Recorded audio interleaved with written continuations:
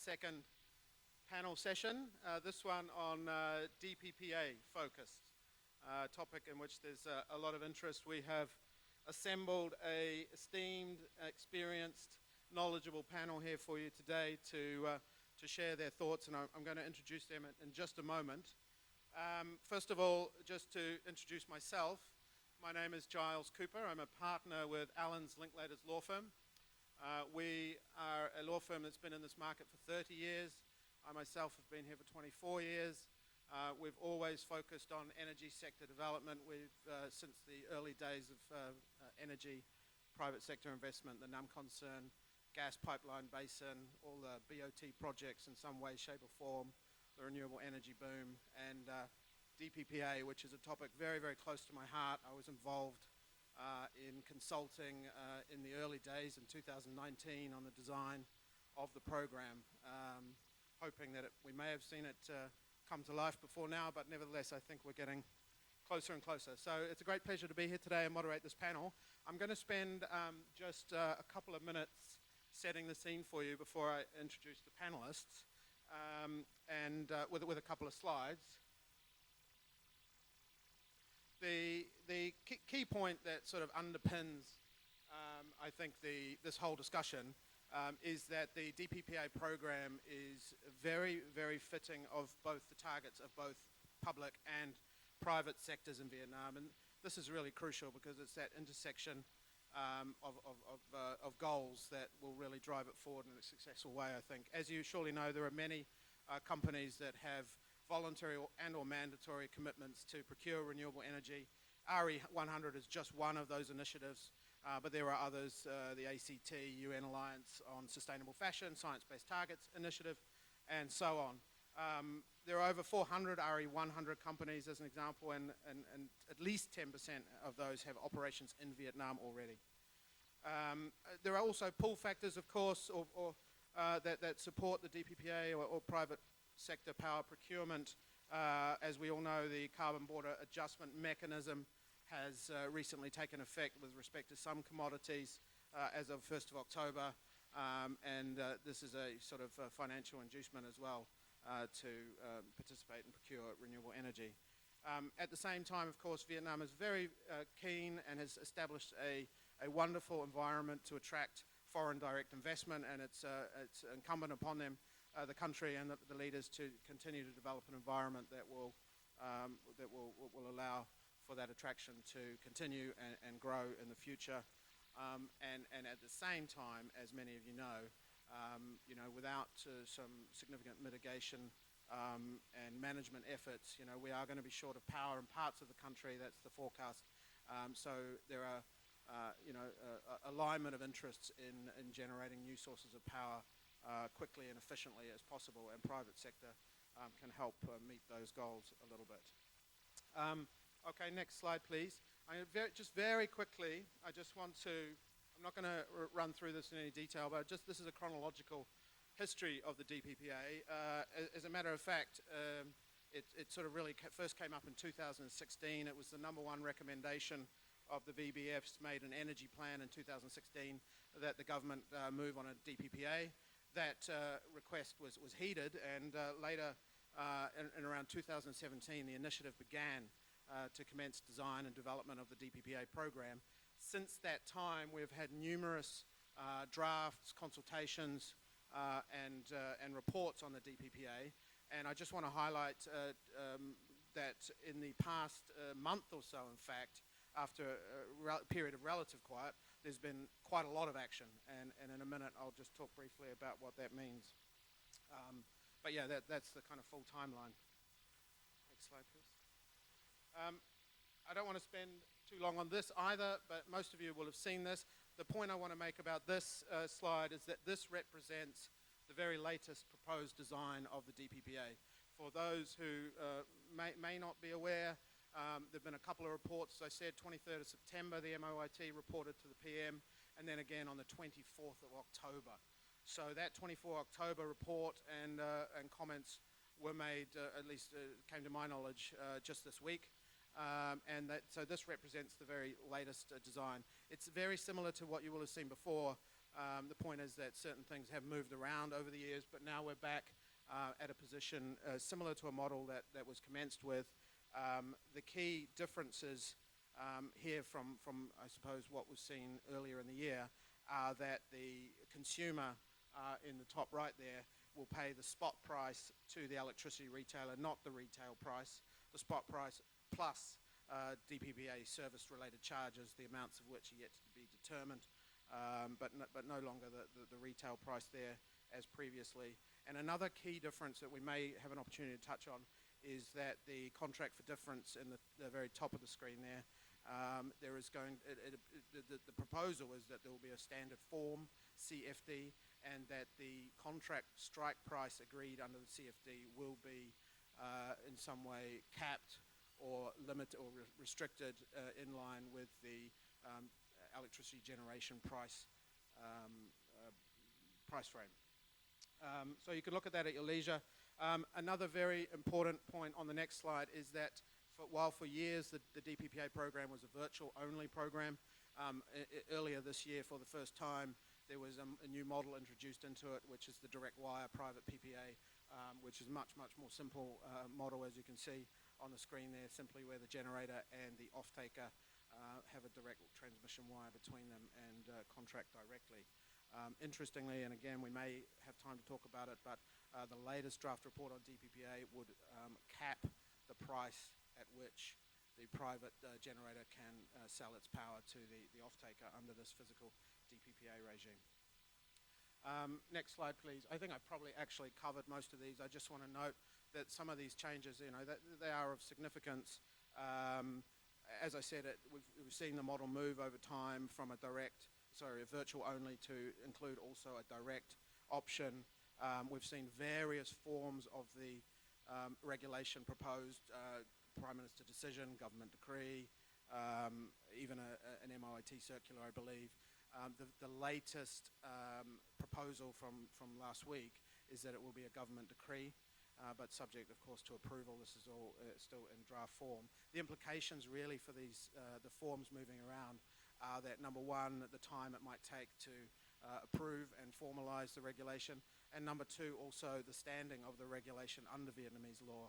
Circulars, for example, can be changed much more easily than government decrees, and so on. So there is a certain sort of hierarchy of legal instruments, and that is relevant to participants in the DPPA as they plan their commercial agreements. There's a big, another major change, and I'll be as quick as possible, is that it was, of course, a pilot scheme, proposed as a pilot scheme, 1,000 megawatt cap pilot scheme initially for many years. In the latest or most recent drafts, that has been abandoned, and the idea is to develop it immediately as a fully fledged permanent regulation with no cap on participation. Similarly, the barrier for entry in the virtual element has been reduced. In the earlier iterations of the regulation, there was a minimum 30 megawatt participation in the virtual model through the wholesale market. That has now been reduced to 10 megawatts in the latest draft regulation, and there's no upper limit on the program anymore. In the case of physical DPPAs, there's no minimum or maximum limit proposed in the latest regulation. Finally, as I've said, the CFD, it looks like on the latest regulation will have to follow a model form, and that's possibly an area of contention to be discussed, and that the price, or the strike price in the CFD will be capped as well. There is that question mark about the price payable under the direct physical PPA as well. So hopefully that sets the scene just a little bit for you as we turn to engage with our esteemed panelists. I'm going to just introduce them one at a time as they sit on my left, and ask them to say a few words about themselves and respond to an initial question. So first of all, on my left, it's my pleasure to welcome Ms. Suji Kang, Program Director for the Asia Clean Energy Coalition. Suji, may I ask you to say a few words, and perhaps in particular, I know that the Asia Clean Energy Coalition is a coalition of corporations with an interest in procuring renewable energy. Demand side factors are, of course, critical to the successful DPPA implementation. Can you please speak a little to the drivers behind the demand of your corporate members?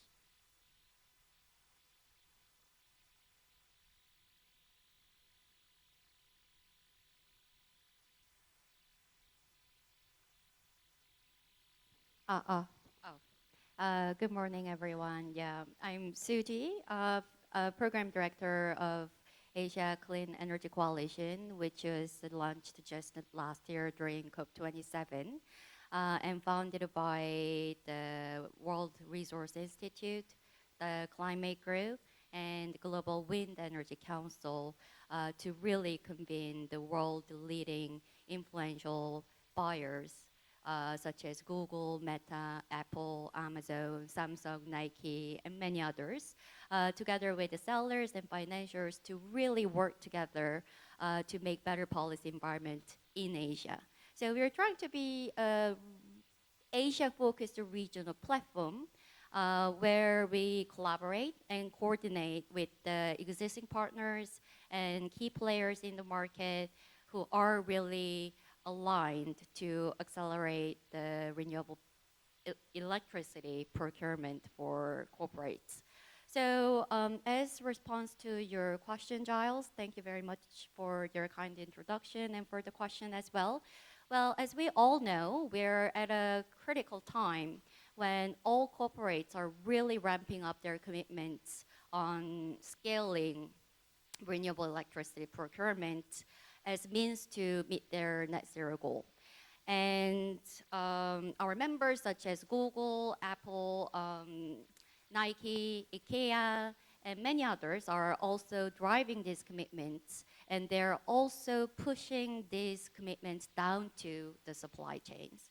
Since availability of renewable electricity is becoming a key driving factor for companies to decide where to invest and where to base their operations, a failure in securing the renewable electricity at scale will inevitably cause huge economic risks in the country. And also, by not having renewable electricity secured in the country, it is also very disadvantageous for the local companies because these are the ones who really want to keep up and maintain a good relationship with the multinational corporations as them to be their partner, customer, and potential customers.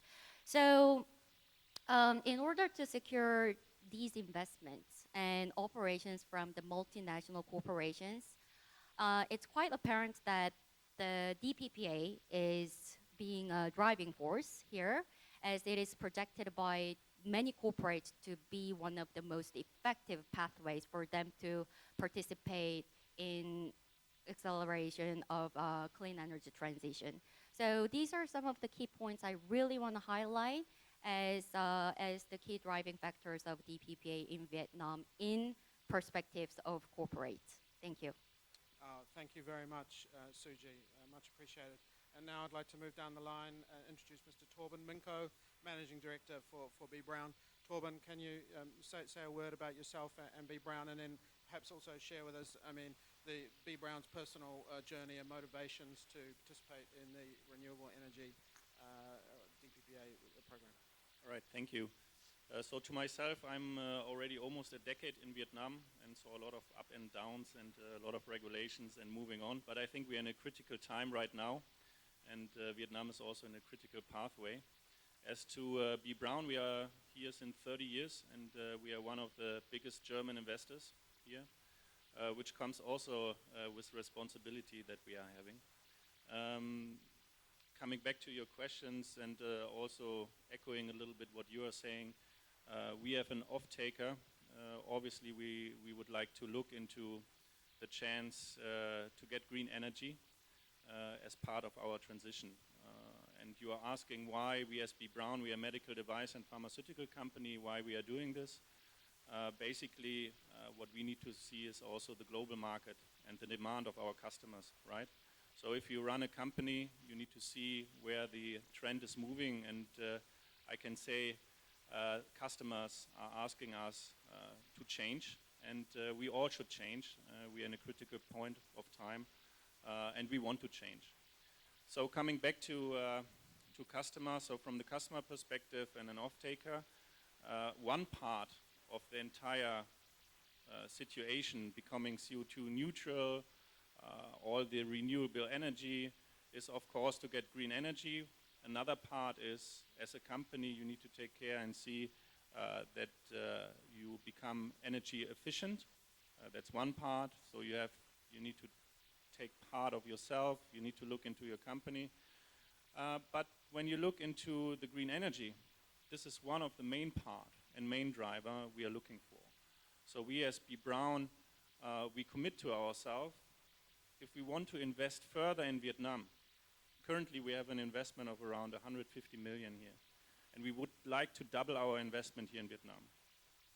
This will only be possible if we get green energy. And I think that's the main and clear message I would like to send here. Without green energy, there will be no further investment. All the new buildings we are building need to get green energy. And I think that's the message we also need to deliver. And I also hope that this will be understood. Because at the end of the day, Vietnam will be in competition with its neighboring countries. We're talking about Malaysia, Thailand, Indonesia. And if we are not fast enough here in Vietnam, further investment and future investment will be driven somewhere else in the world.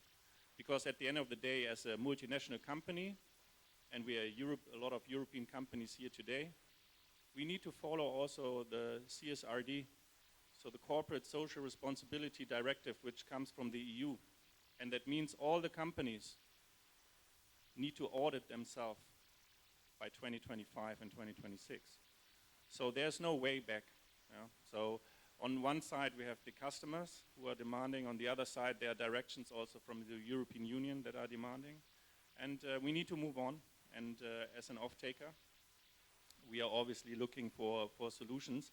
And I think DPPA is a great solution once it's implemented, because that would give us the power to purchase directly.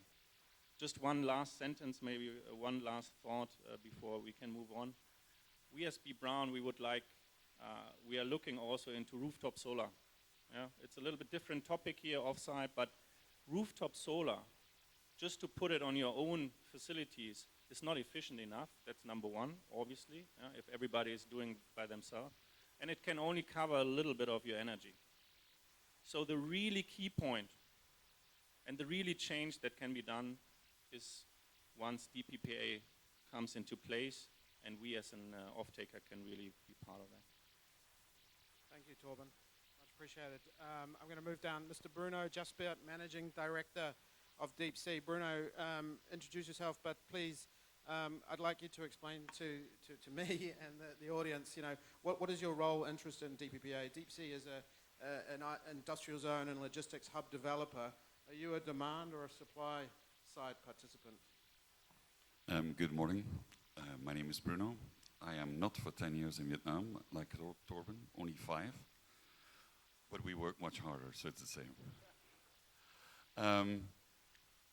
I believe we take a very specific position because we are actually on the path of reinventing ourselves from being a consumer into a generator. But we are not a standalone consumer, and I need to explain to all of you, Deep Sea Industrial Zones has chosen to set up its own electricity distribution company. So we have a company called Deep Sea Green Energy that delivers 100% all the electricity to all our customers in our zones. That in itself is already relatively unique, and what we have added to that is that our customers are being serviced for what they are looking for. Quality of electricity, abundance if needed, and at least stability if possible.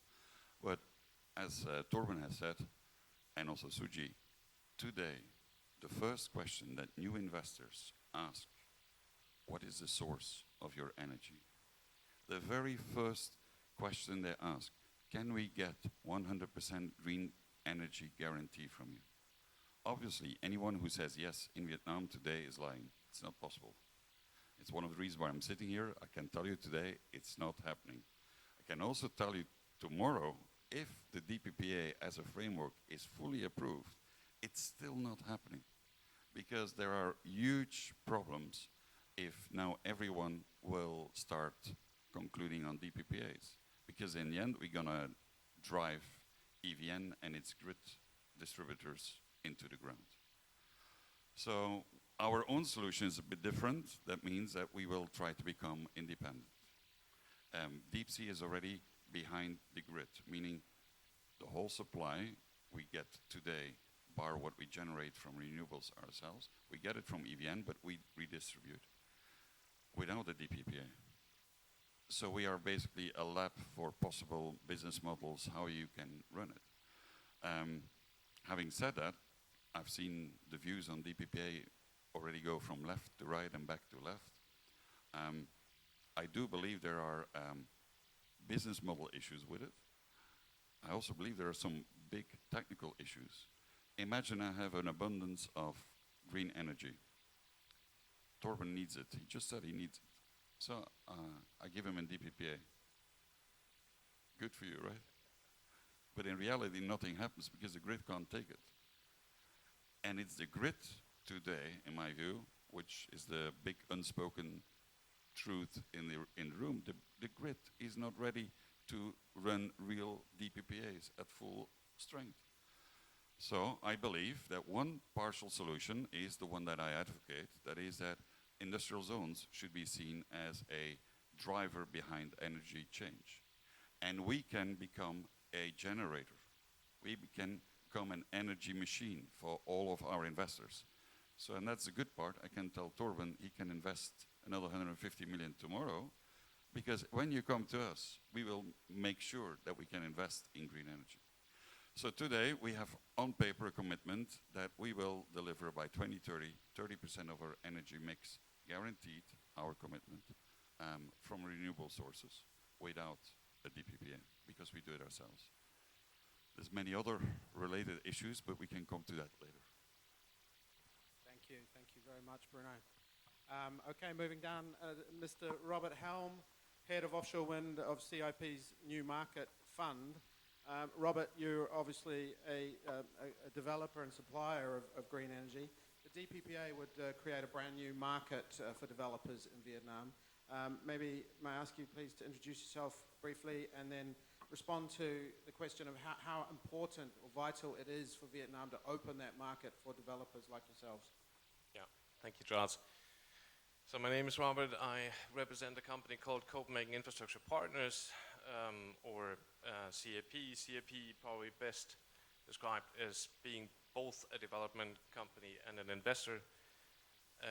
On the developer side, we focus mostly on offshore wind, also onshore wind and solar PV. We have about 14 gigawatt of operational projects and projects in construction at the moment. A pipeline of roughly 120 gigawatt around the world. We have built offshore wind in the UK, Germany. We're currently building the first commercial scale offshore wind farm in the US. We build in Taiwan, in Korea, hopefully soon in Vietnam as well. On the investor side, we are one of the largest, maybe currently the largest dedicated investor in renewable energy projects with roughly $28 billion of funds committed entirely to renewable energy.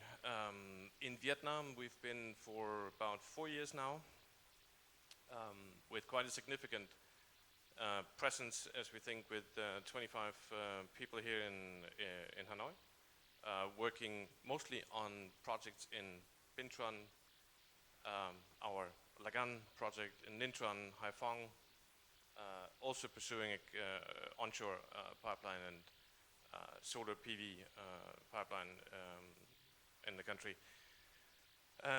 We're working quite closely with the supply chain in the country as well, not only for our Vietnamese projects, but also for our international projects.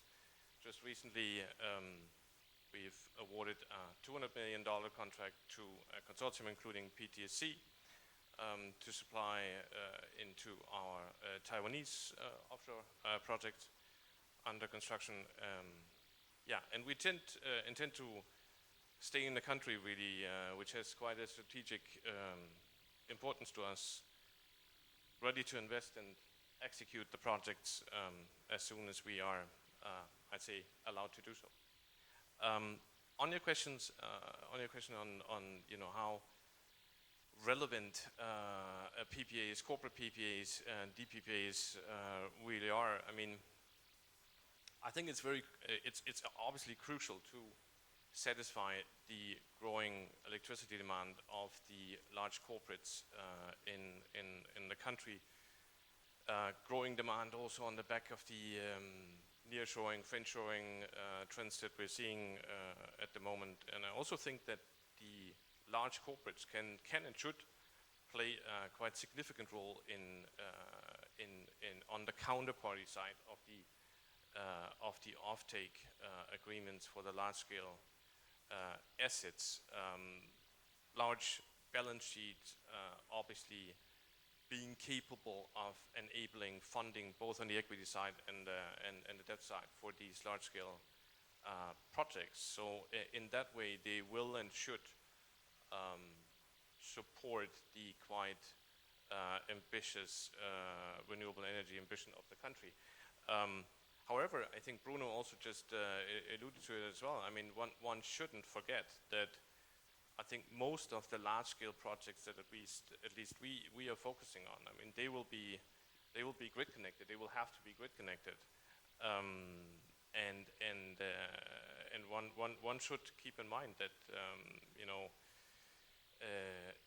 the TSO, EVN, obviously the SOEs and the government as such are also playing a quite significant role in the rollout of in addressing the energy challenge. So while the corporate players can and should play a significant role, I think it is a combination of the corporate world and then the government and the SOEs and so on, providing the grid that we all need to connect these projects.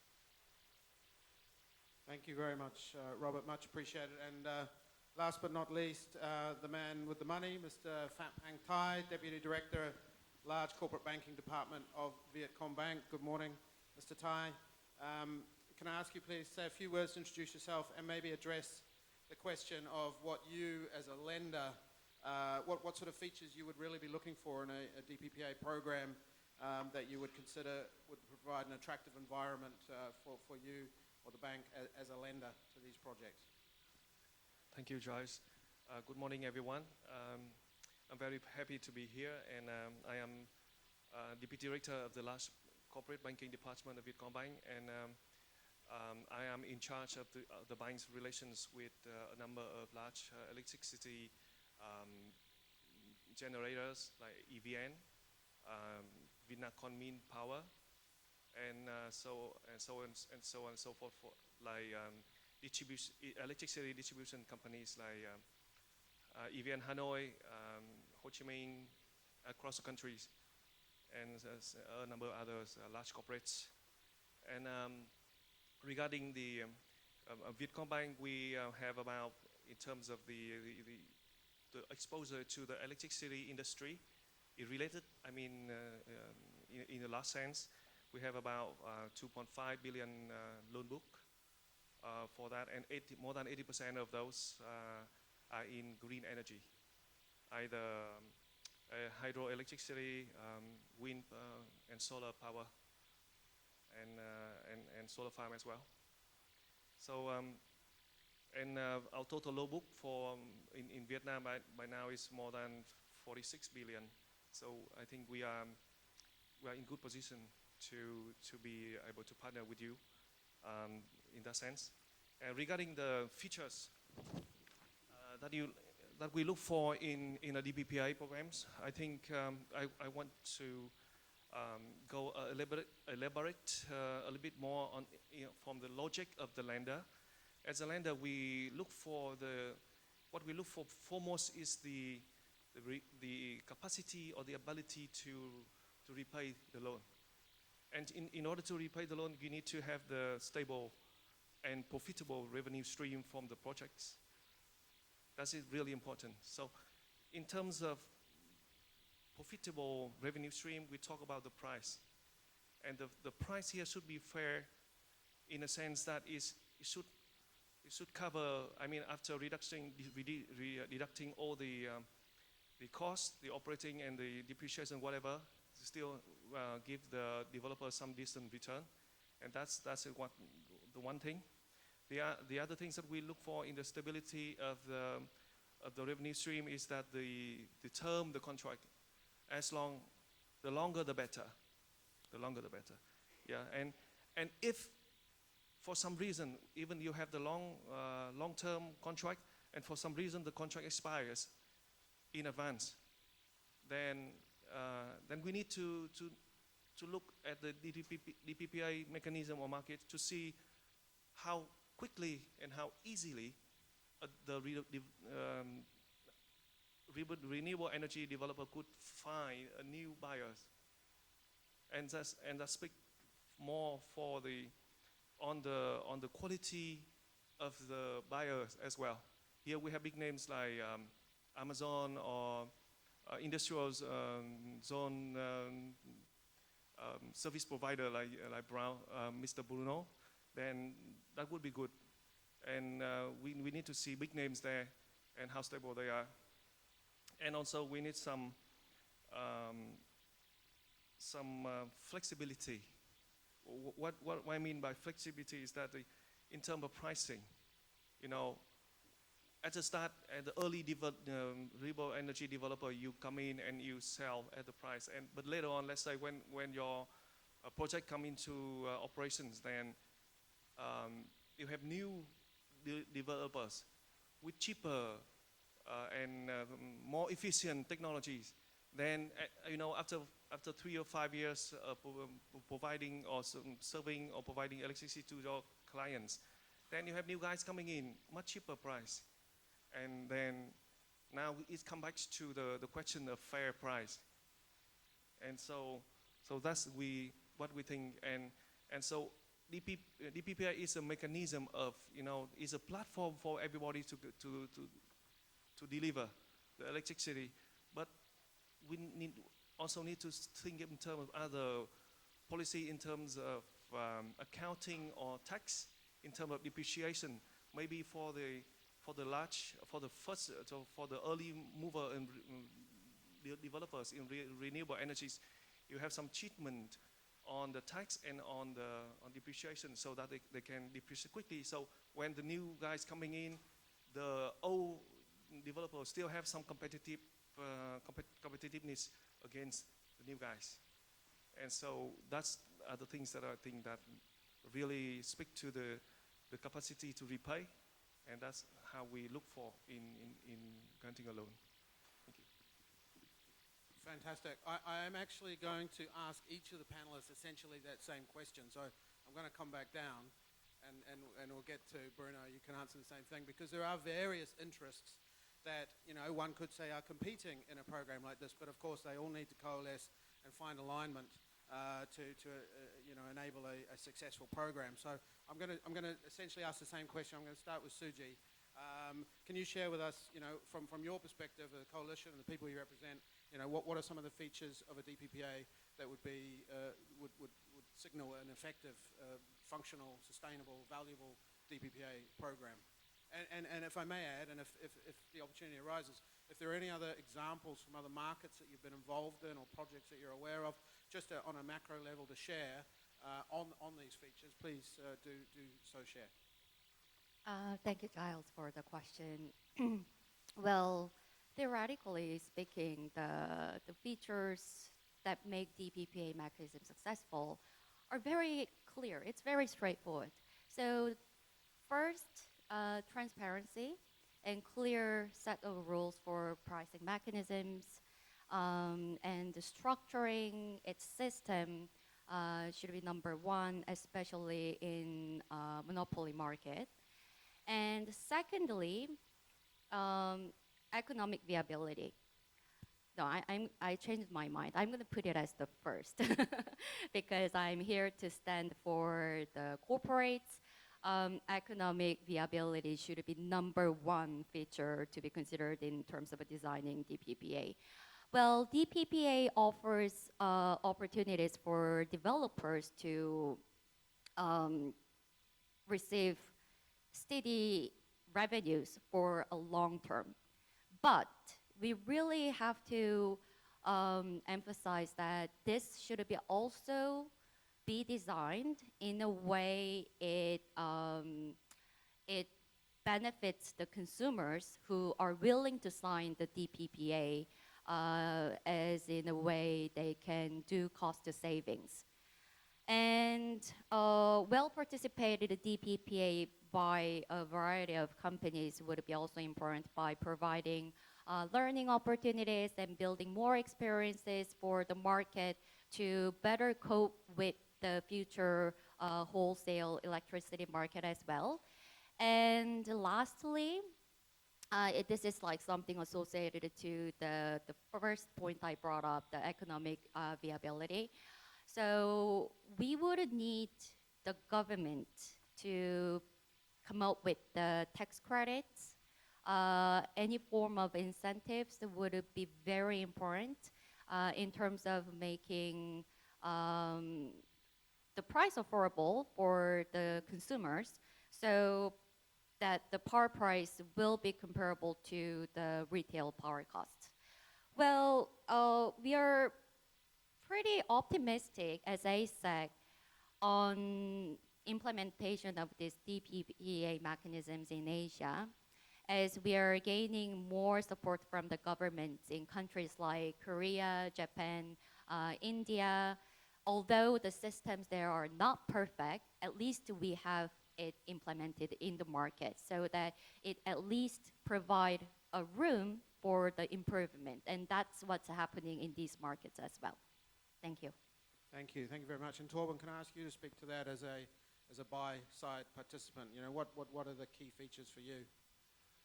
Yeah, I would like to put it first of all a little bit into perspective that I'm talking about energy features today. Yeah, so if you asked me 2 or 3 years ago, how about your energy? I would just say, okay, yeah, just give me some energy and then we will do the rest. Now I'm sitting here talking about features of energy as an off-taker, so this is a quite interesting shift what we are doing, but it also shows again the importance, obviously. So if you talk about somehow the features, yes, I would like to echo also what you were saying, and also this is in the directive of my colleague from Vietcombank.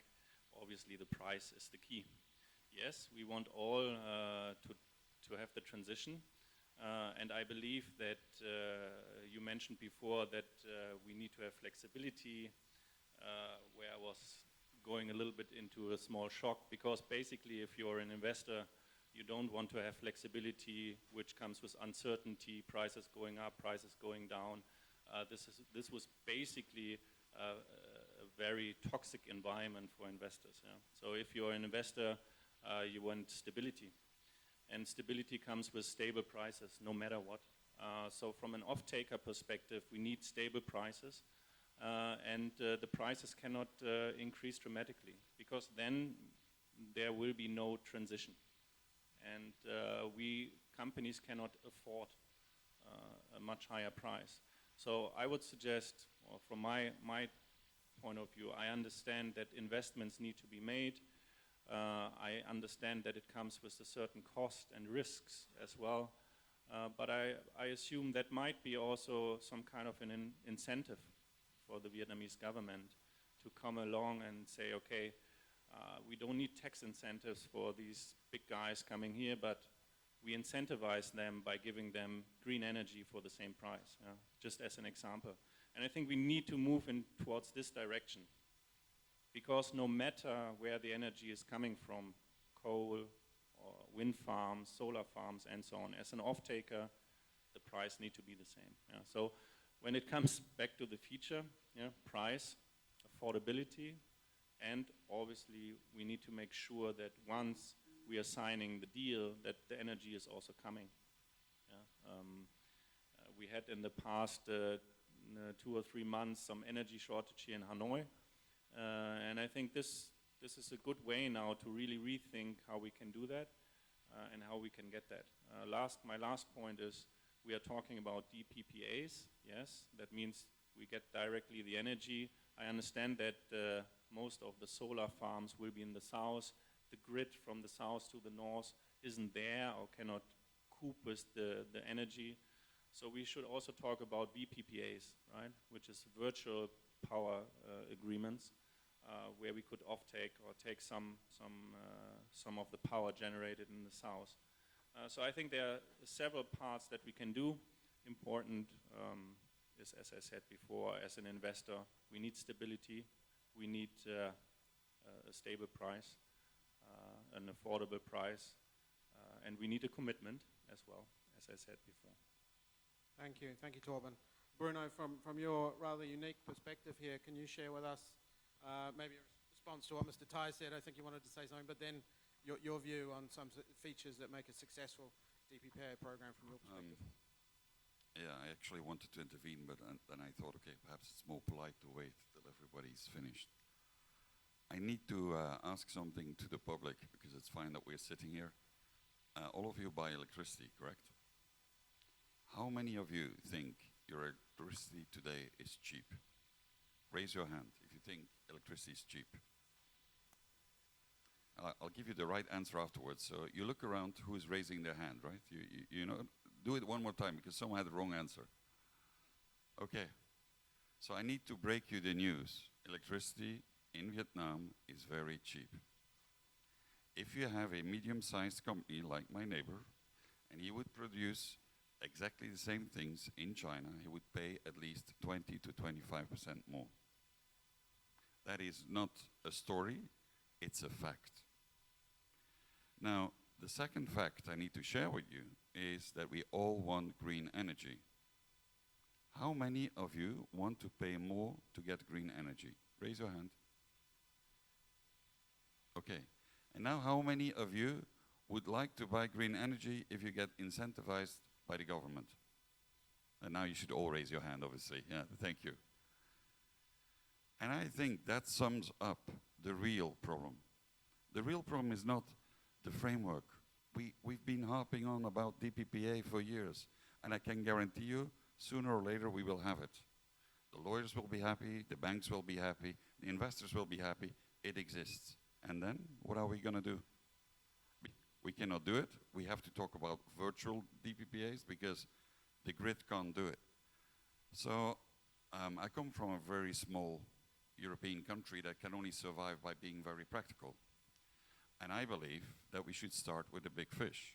Like my colleague is looking after the big accounts. I believe change starts with big chunks at a time.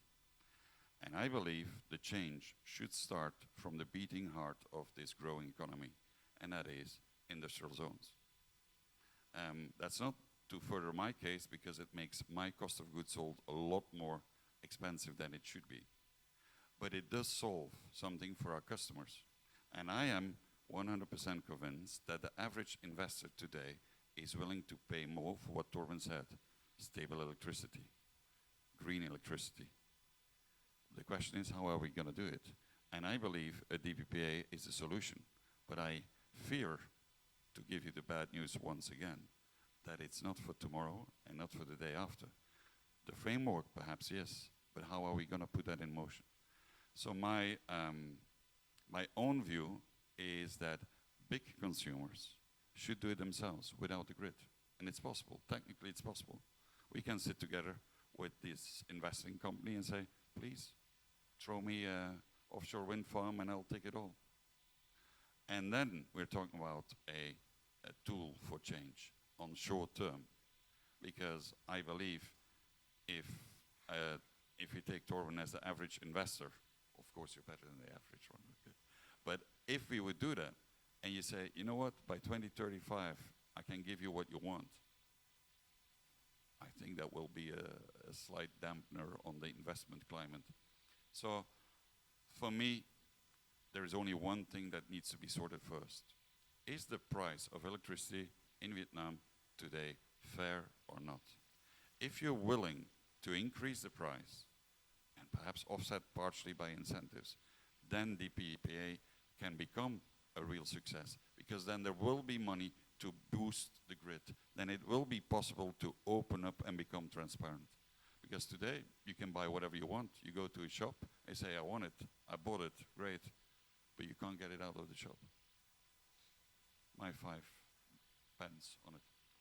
Very good, 5 cents worth of value. Thank you very much, Bruno.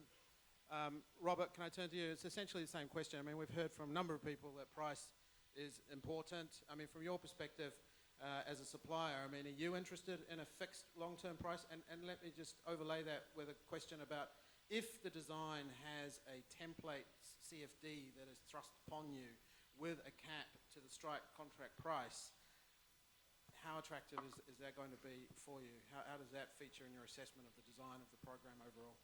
Yeah.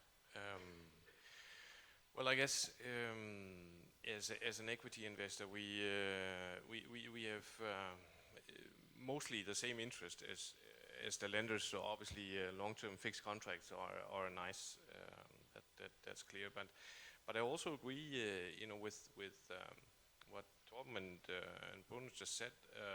Mainly, I think the issue is not so much in the contracts and what kind of features are important in these contracts. These contracts, they have been done all over the world. That is, Vietnam doesn't have to invent the wheel again, right? I mean, at large scale, several hundred megawatts of these corporate PPAs have been done in many countries around the world. In Taiwan, where we also are, one of our competitors has done a 920 megawatt PPA on an offshore wind farm. So it's all been done, and it doesn't have to be invented.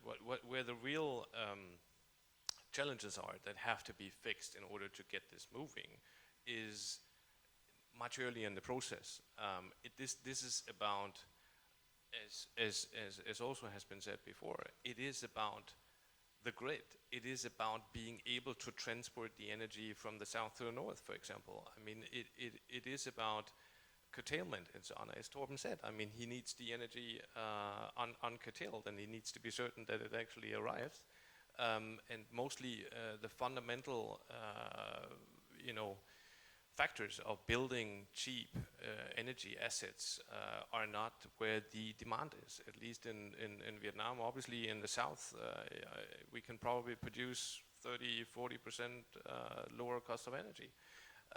So what we really have to be discussing is how do we solve the grid? How do we solve the curtailment issue? And we also have to solve other things. I mean, for us, when it comes to regulatory steps that are needed, I mean, we are not even thinking about the PPAs and the DPPAs and all these kind of things. I mean, we think about getting the exclusive right to do surveys on a part of the seabed in order to then spend. I mean, we've already contracted local players of more than $10 million, and these contracts are waiting in order to do the surveys on these areas, because we don't have a survey license. Once we have that survey license, we can spend, let's say, $50 million on we can spend real development money on these energy projects without even having a clue about how we essentially and ultimately will sell that power. So we are at a totally different place in the value chain, much earlier, and where it really needs to be discussed right now. How do we do that? And again, as I said before, EVN, the SOEs, the government, everyone has to be involved in this. This is not a corporate game. We need the grid. We need the wheeling. We need to understand how we deal with wheeling, how we deal with curtailment risk, and so on, so on, so on. Yeah. Thank you very much.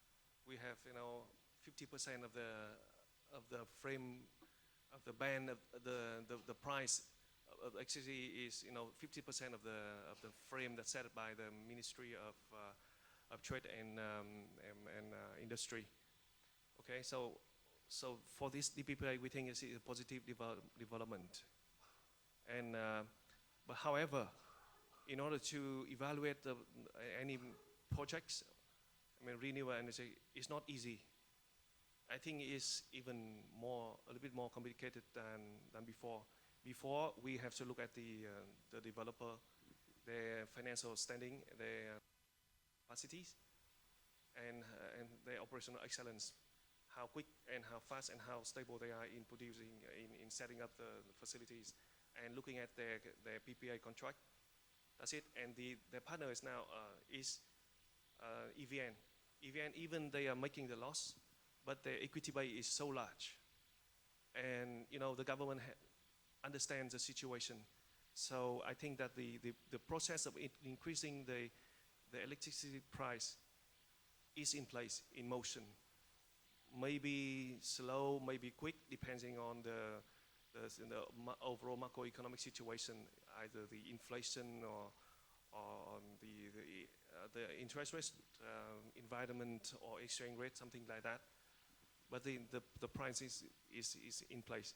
So I don't have to worry about the buyer. But now as a lender, we have to worry so much about the buyers. Not many companies can, the projects, the renewable energy projects can last for 12 years, 15 years, 18 years, 20 years. And I don't know whether the buyers can be there for 20 years. I don't know.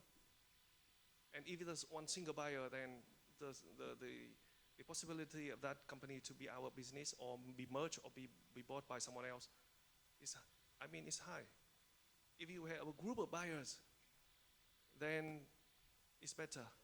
So we also need to look at the overall market. If the overall market is larger, the demand side is larger and larger, and that is better.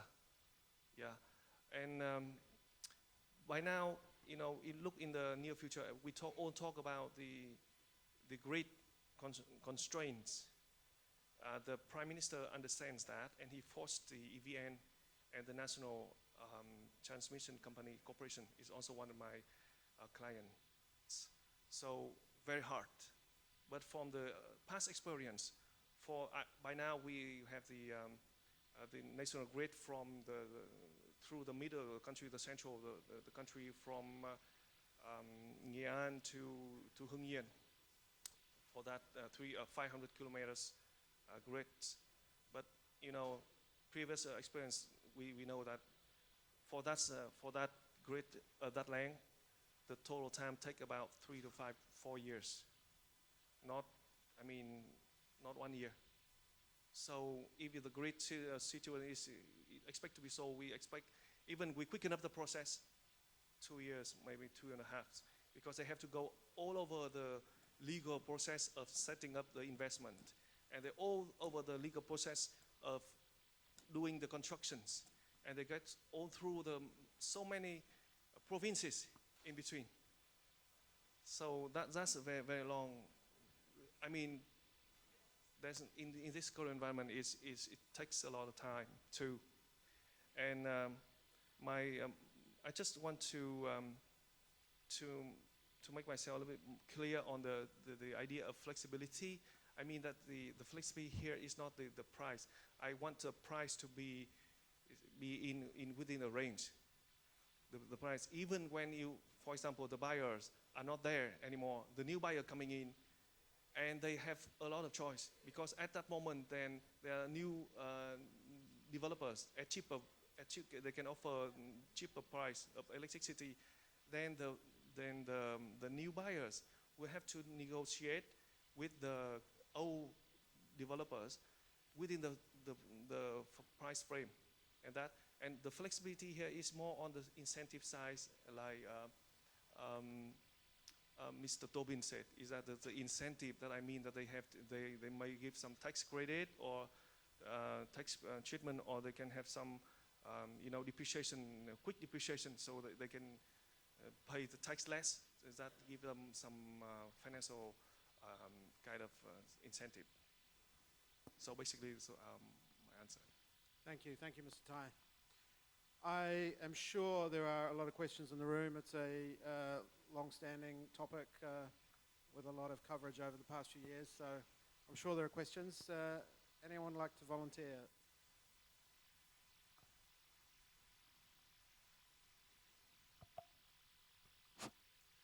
Matthias Kotes in Solar. I'm very grateful to Bruno to point out to the elephant in the room, power prices here in Vietnam. Power is far too cheap. It's undervalued. It's in the way to innovation and especially to investment.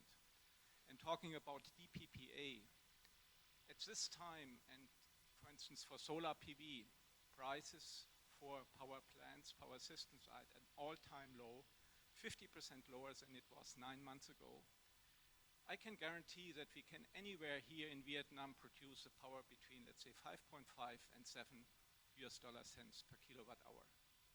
So costs is not really a problem. The second thing is for DPPA specifically, and for a company like Torben B. Brown, the idea is not to transfer power from Ninh Thuan to Hanoi. It is to produce the power needed in the vicinity. And there are technologies available to do this cost effectively, mostly solar PV again, because on your roof you don't have enough power. So coming to my question, what can we do in order to come up with a sensible DPPA scheme in order to cater to the industry and to the commercial needs? I don't know who would answer that, but what can be done? It's a policy. It's not technology, and it's not grid. Thank you. Thank you. Anyone like to take that one? I don't have the answer anyway. And I'm hugely underpaid if I know the answer. But perhaps we should link it up to something that was said before. I think, why would you like to have a DPPA? Because you want to have green energy credits, or you want to have a cheaper price, or you want to have a more stable electricity supply. Already, most of what I just said, in today's Vietnam, it's not possible. And I think the part that was not a question, the price is indeed too cheap if you want to drive innovation into the energy market. But the price is very cheap to attract investors to Vietnam. And that is the big pain. We just heard who decides on the price. Not the cost of producing the price, or of producing the electricity is governing the price today. EVN makes a loss.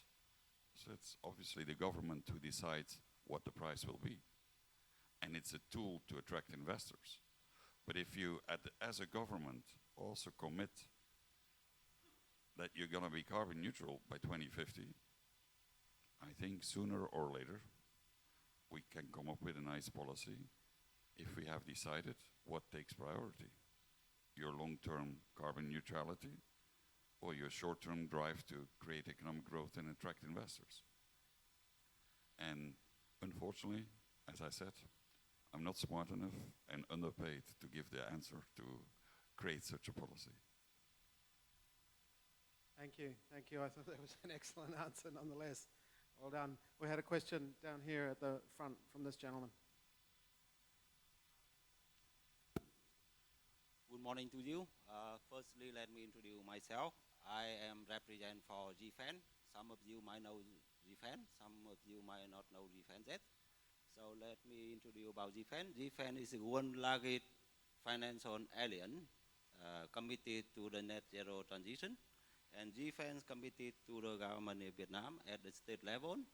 There will be at least around 8 billion US dollar to invest in renewable energy, coal retirement, grid development, renewable energy, and also energy efficiency. And so far, I have known that according to the recent MOAT survey, there are at least 22 to 25 private companies would like to get the DPPA. So GFAN would like to work out with these volunteers for financing opportunity. Thank you. Thank you very much. I think, those MIOT numbers I don't know the sample size, but I believe it was 58% of those sampled said they would be keen on the consumer side to participate in a DPPA regime. Slightly less on the developer side, but again, I don't know exactly the numbers or who was surveyed exactly, but clearly the demand is very strong on the buy side, at least for sure. Okay, any other questions in the room? Down the back there, please. Or in the middle.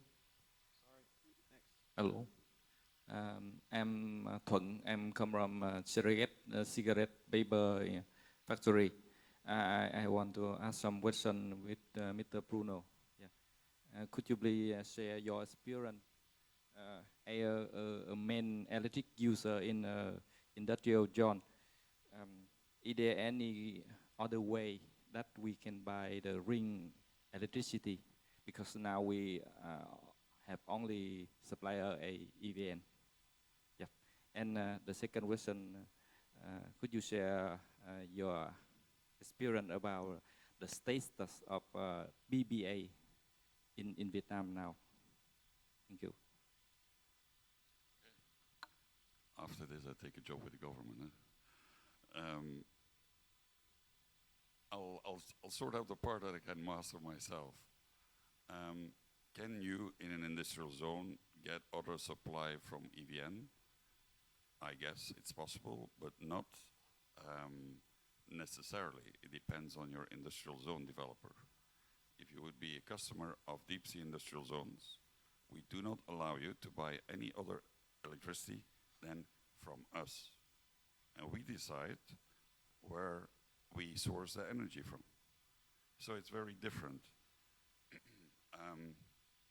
And as we are taking great pride to be a pioneer to become an eco-industrial park according to the new law that just has been issued, of course we strive to become as green as possible in our energy mix. Today, industrial zones have the choice to either develop the electricity grid themselves or to outsource it to EVN. The bulk of the industrial zones do not see any benefit in developing an electricity grid. And that brings me to something that has actually not been really focused on. The real big problem is that nobody wants to pay for distribution, but everyone wants to have cheap green electricity. And Vietnam is actually in a luxury position. If you look, Vietnam can become 100% autonomous in its own supply. It has enough wind and solar capacity, but it doesn't have the highways to bring that energy to the places where they're being used. If we would consider Vietnam as a company, it's quite clear what we should do, right? Invest in the highways. And then start discussing how fast you can drive and how many trucks and cars you will allow on the highway. Today we discussed DPPAs. I remain convinced, after everything I heard, even if the DPPA is in place, when is your cigarette paper factory going to get green energy? Real green energy. I wouldn't dare to put my money on it. So the change in front of the people that need to make the policy of Vietnam is huge. And I believe only bold, drastic choices will make this happen. And if not, we will all have to be patient. Thank you, Bruno. We had one last question down here at the back, please.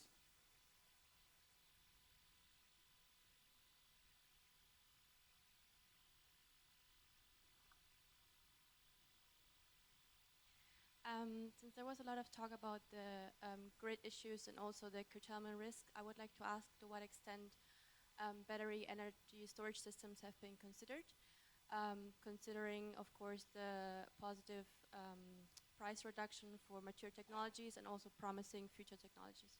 Thank you. Bruno, we can't afford you on this one, I'm afraid. Suji? Sorry, I'm not going to answer it, but you do know you cannot build batteries today in Vietnam. The elephant in the room, there is no construction permit possible to do it. Suji, your members big companies, do they have a position, or does the coalition have a position on this question of batteries, or anything to share? To be honest, no.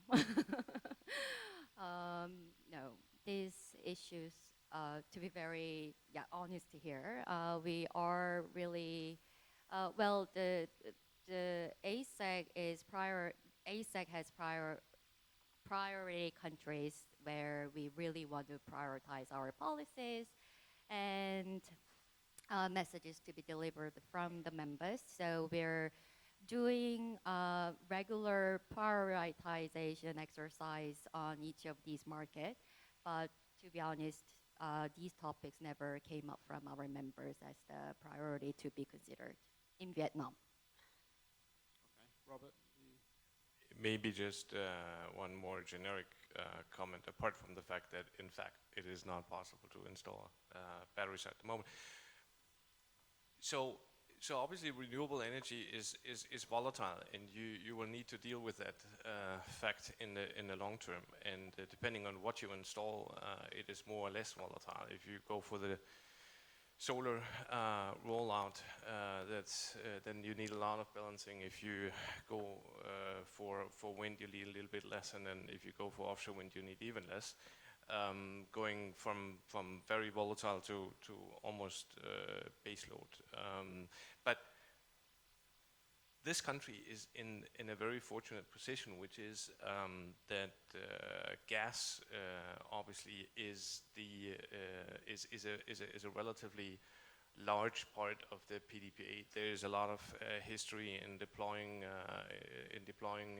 gas, and there's plans on doing so also in the future. So a combination of gas and renewables in a system that is well connected, and again we are back to the grid, is a very suitable solution, and typically much cheaper than taking these small, relatively small energy systems and then adding batteries to a solar plant or something and delivering into the consumer. But that is a very generic and more of a political vision that I'm addressing here. So we do obviously we do deploy and we do develop battery systems in all the countries we are working in, and we will also proceed to do that here as soon as it's possible. But it's not a scalable solution, and nothing in my view that belongs in a sort of a power development plan and a strategic vision for the country. Thank you, Robert, and thank you to all our panelists. You've, I think, presented a very varied and expert view on a number of issues. I'm really grateful for your time and your insights. I'm grateful to Eurocham for putting this together. I think it's a very valuable forum. I'm grateful to everyone who was able to come here today to participate. Thank you very much, and thank you to my panelists.